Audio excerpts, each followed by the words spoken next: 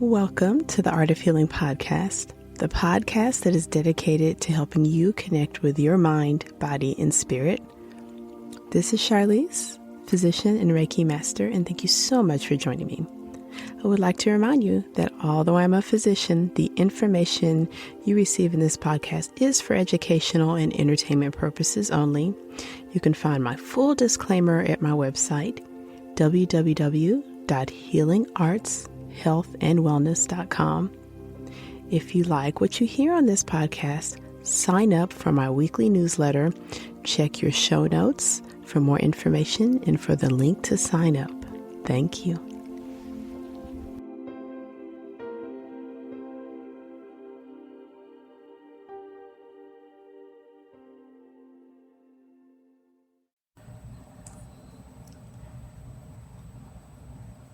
Welcome back to the Art of Healing podcast. This is Charlize, jumping on for a quick episode just to make really a few announcements and then to discuss a topic that I got a question about recently. On May 23rd, 2024, noon Central Standard Time, we'll get a chance to connect live. I'm holding the second Harmonize Your Energy Masterclass. The first event was in February and it was fantastic. It gave us a great time to connect, to ask questions, to talk about our hormones, to experience our chakras. So we're going to do it again. If you'll check your show notes, you'll see how you can sign up for this completely free masterclass. I got some great feedback, including a few of the people attending saying they discovered their own energy blocks. Fantastic. So make sure you sign up to join me there. Cass?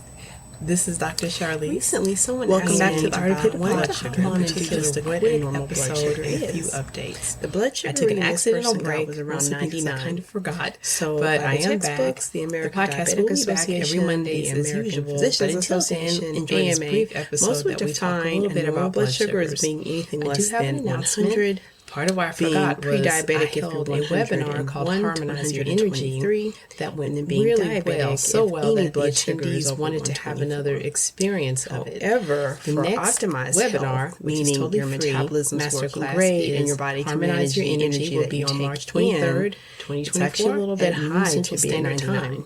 You can find the invitation in the show notes. Also, you don't want low blood sugars. Low blood sugars are typically considered anything that's less than about 60, although some people can have symptoms of low blood sugar, which is called hypoglycemia, at anywhere between 70 and 80. Low blood sugars could mean several things. It could actually mean that you are on the pathway to developing diabetes, ironically. Some diabetics actually have a drop in their blood sugars before becoming completely diabetic. Low blood sugars could also be a sign of some kind of problem with your endocrine system, especially if you're overproducing insulin, either as a part of becoming diabetic or a problem with your pancreas, where there may be a tumor that's producing too much insulin.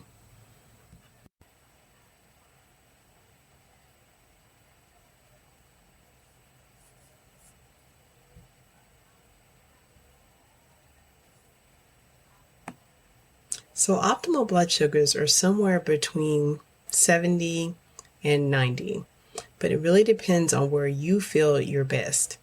So the way that you can determine that is getting something called a blood sugar average, or an A1C. Right now, that's the most cost-effective way to tell what your average blood sugars are 24 hours a day. An A1C takes a measurement of how much your red blood cells are coated in glucose. And if there's more of that glucose, which is like a crystal on top of that red blood cell, it makes a higher A1C. A1Cs can be done fairly inexpensively and usually cost somewhere between $30 and $40 to do. Another great way to know what your blood sugars are doing 24 hours a day are continuous glucose monitors. Those are the diabetic devices that are worn, sometimes worn on the arm, upper arm, or the shoulder or upper back, sometimes worn on the abdomen, and they're actually much more accessible than you would imagine. Sometimes you can find continuous glucose monitors as part of certain health programs, or you might even have access to them just over the counter. These devices often connect to a reader or a phone, and they tell you what your blood sugars are doing 24 hours a day. If you've recently been told that your blood sugars were elevated at your doctor's office, on any recent labs, the first thing you want to do is get rid of the foods that will drive up your sugars. It's actually pretty simple to fix that problem for 99% of us.